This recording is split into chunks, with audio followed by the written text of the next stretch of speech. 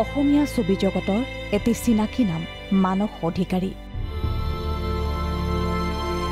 কেইবাখনো জনপ্ৰিয় অসমীয়া ছবি আৰু ধাৰাবাহিকৰ সম্পাদনা কৰিছিল মানস অধিকাৰীয়ে।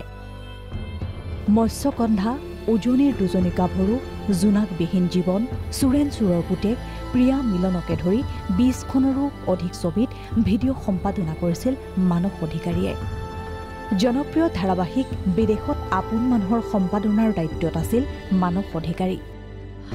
জাতিংগা ইত্যাদি ছবিৰ বাবে ৰাজ্যিক চলচ্চিত্ৰ বঁটাৰ শ্ৰেষ্ঠ সম্পাদকৰ বঁটা লাভ কৰে মানস অধিকাৰীয়ে।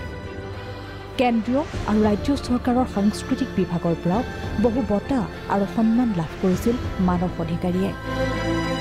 কিন্তু সকলোকে আচৰিত কৰি দেওবাৰে সন্ধিয়া মানস অধিকাৰীৰ আত্মহনন। নাৰেংগীৰ সেউজনগৰৰ নিজ বাসভৱনত চিপ লৈ আত্মহত্যা। দেউতা এনেকৈ কৰিছে, আহি পেলাই চালোঁ যে অলপ যোনটো স্কিপিং ৰোপ থাকে, স্কিপিং ৰোপে দি পেলাই ডিঙিত অলপ মেৰাই থৈছে।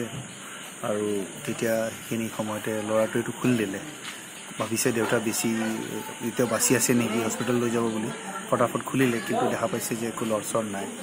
তেতিয়া মোক মাতিলে, মাতি পেলাই আমি আহিলোঁ, চালোঁ, চাই পেলাই আকৌ পুলিচক খবৰ দিলোঁ। পুলিচ আহিলে, পুলিচ আহি এতিয়া গোটেইখিনি ইনভেষ্টিগেশ্যন কৰি আছে। আৰক্ষী উপস্থিত হৈ মৃতদেহটোৰ মৰণোত্তৰ পৰীক্ষাৰ বাবে GMCHলৈ প্ৰেৰণ কৰে। মানস অধিকাৰীৰ আত্মহত্যাৰ কাৰণ জানিব পৰা হোৱা নাই। মৃত্যুৰ সময়ত পত্নী আৰু 2 সন্তানক এৰি থৈ যায় অধিকাৰীয়ে। অধিকাৰীৰ মৃত্যুত অঞ্চলটোৰ লগতে সমগ্ৰ সাংস্কৃতিক মহলত শোকৰ ছাঁ পৰিছে। নাৰেংগীৰ পৰা গোপাল শীল, প্ৰাগ নিউজ।